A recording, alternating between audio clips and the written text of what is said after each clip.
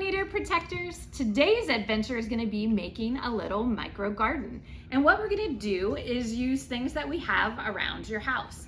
So if you have any of these takeout containers, maybe from salad dressing, it has a little lid on it, we're going to use those today.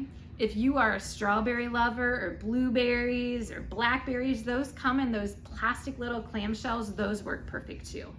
So what we're gonna do to start off is we're gonna take, and I'm just gonna make a small one today, we're gonna take and add some soil. So for our adventure today, we need soil and we need seeds. I already talked about our cups, and we're gonna use water. That's all you need to make a micro garden.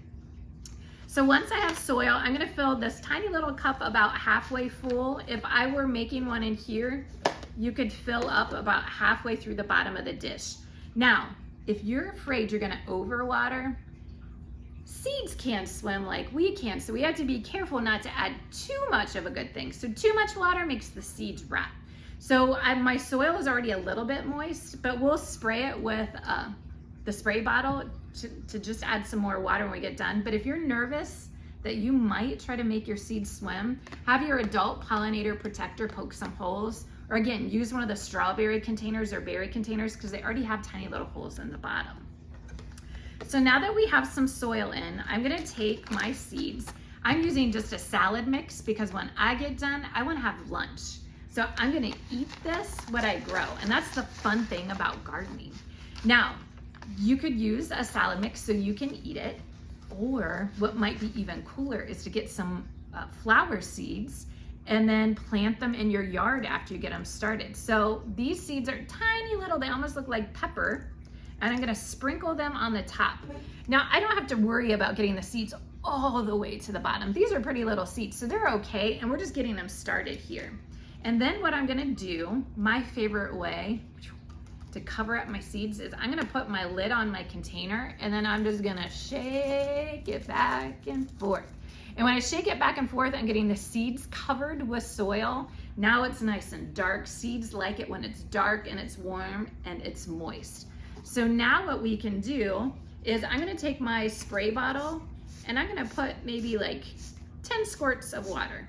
If I see lots of water sitting or lots of water coming to the bottom, no more water. And again, if you think you have too much, you can always poke a hole after you add your seeds. And then what we're gonna do is put the lid on. Now, you can put it out in sun, but it doesn't really have to have sun. It just needs nice and warm and to let it sit. So with the magic of technology, we're gonna let this sit. And I started some micro gardens a couple days ago. So after 2 days, look what I have in my container. Can you see the baby seeds in there? Now I have little plants, and it's really cool because this is a clear container. I can see all of their roots growing down into the soil, and I can see their leaves reaching for the sunlight. So once they get to this stage, you can go ahead and take the lid off, and look, I made a big one too.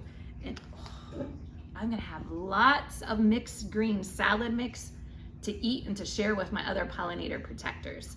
So these are little micro gardens. Again, by a week, they're gonna be growing like crazy, and you'll be ready to share with your pollinator protector parents and your friends and the neighborhood. So micro gardens, a fun way to start to experiment with gardening that you can do right at home using your recyclables.